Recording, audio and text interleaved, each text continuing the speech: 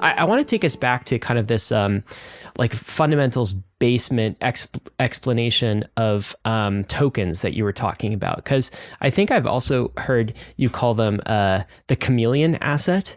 And I think part of what is so difficult for people from traditional finance to get their heads wrapped around is like, they don't have a bucket for this token thing, right? It's like, even you were talking about revenue and cash flow. And of course, like the very first crypto product that TradFi is really bringing to market, called Bitcoin in the form of an ETF, it doesn't really have cash flows. Like we could do cash flows for Ethereum. We could do discounted cash flow valuation for some of the DeFi protocols, right? And it's like, but you can't with Bitcoin. And so what the heck is a token? Is it a commodity? Is it a currency?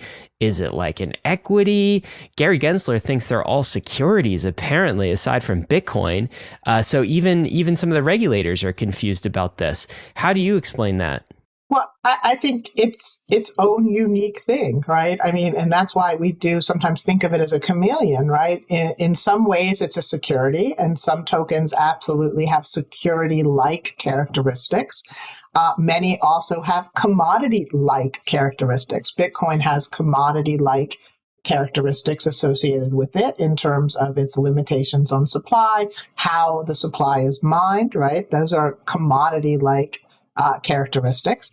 You have currency-like characteristics because you're using this to actually pay for transactions and enable transactions. But there's also aspects of tokens that don't fit into any of those categorizations, right? The decentralized nature of the tokens don't fit into any of those explanations because they are not being directly linked back to either a company or someone who is doing the extraction, or a bank or a government, right? It's something new, right? The way that they are governed is very new. There's nothing that really exists like that is an operating financial instrument today.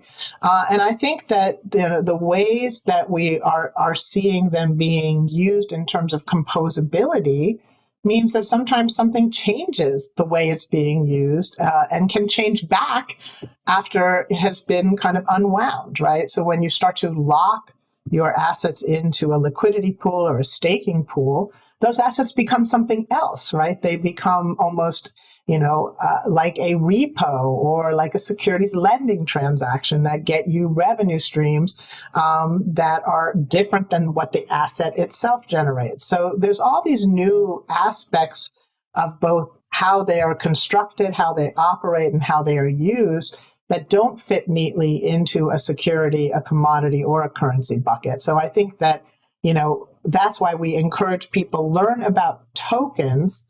Don't keep trying to push them back into an analogy or fit them into a bucket, because then you're starting to limit your understanding of the power of the tokenization structure. The other thing that's weird about this is also the supply side of a token. So we talked about kind of like maybe the demand side, which is or the revenue side, we'll say kind of the top line. But most kind of I guess commodities have some sort of a supply schedule that would be defined by how quickly you can, mine precious metal from the ground. But this gets to kind of the tokenomics side of things that traditional finance must have to understand. I'm wondering how you kind of explain that, because with the token asset class, you can have some sort of algorithmic issuance like Bitcoin, where it's going to like increment up to 21 million, or something like Ethereum's scheme, which is like based on kind of the stake rate, the amount of people validating. And so they have to understand supply in all sorts of different ways as well. Is that part of your explanation? Is that part of the learning curve here?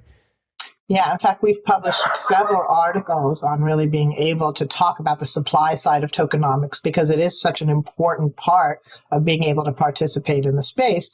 And you've drawn attention to some of the key aspects, but each protocol might have a different approach to this. And, some of them are algorithmically programmed, and that supply is going to get created no matter what, right? With gold, even if you had an extraction schedule, if for some reason there were a dramatic change in the price of gold, you really might be able to hold back or cut back on production, right?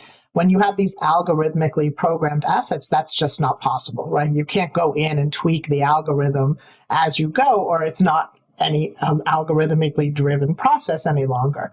I think the transparency of the supply schedule is also often something that is harder for TradFi folks to get their minds around, because it's not often that you tell people exactly when your insiders are going to get out of their lockups or when you are going to see a big drop of new supply, right? These are things that typically a market has got to figure out as it goes I'd expect, along. Sandy, they'd love that. It's all on chain. Like, look at all of the information. You don't have to wait for a quarterly report. It's right there.